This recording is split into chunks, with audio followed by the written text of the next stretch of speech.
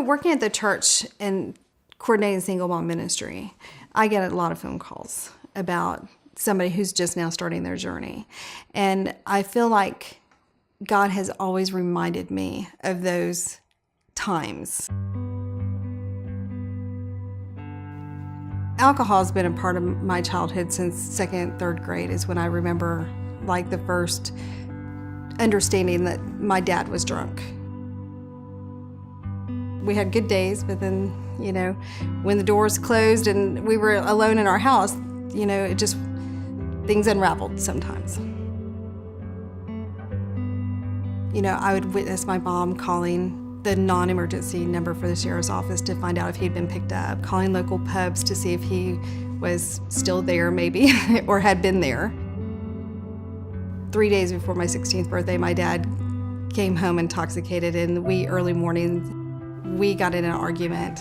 Before I knew it, he had punched me multiple times, and my sisters tried to intervene, got on the school bus, and when I arrived at school that morning, they called my mom at work, and my mom came and picked me up.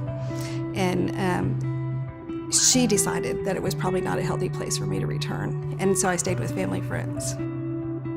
From the time I was very young, probably 4th grade, 5th grade, my dad spoke ugly things to me. Friendships were hard to form, only because I didn't want anybody getting too close to me. I got married, had my first child, and even when I was pregnant with my first child, my ex-husband, his parents owned a bar, so he spent a lot of time at the bar.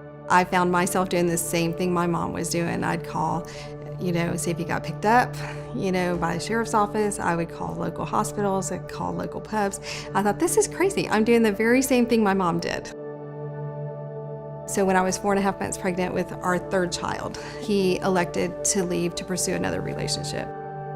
Our first two were 2 and 4, and so it was hard. It was hard because I felt alone.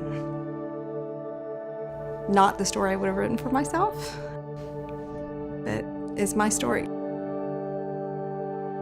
One of the girls that I worked beside, she invited me to come to church one Sunday at the Woodlands United Methodist Church. And that started a spiritual walk for me. After Brandon was born, I received a letter from one of our paralegals I did business with. Sheila wrote me a letter and said that she had heard that the baby was born over the 4th of July holiday and that he had been born with some special needs, and that she'd start praying for the doctors that would take care of him. And she listed Jeremiah 29:11 in that letter, and I had never read that scripture before. I read it, and that has really become our family scripture. God has a plan and a purpose, and it's a plan to prosper us, not to harm us. And so the kids have heard that scripture all their life. My kids were old enough where they saw the old Terry and they saw a new Terry. And I think it's kind of neat that they see what God's work has done. And I think he was always there. I just think that he was waiting for me to invite him in. And I think when I invited him in is when I started recognizing his fingerprints on things. There's so many pieces to the puzzle. I love how God all of them have worked together.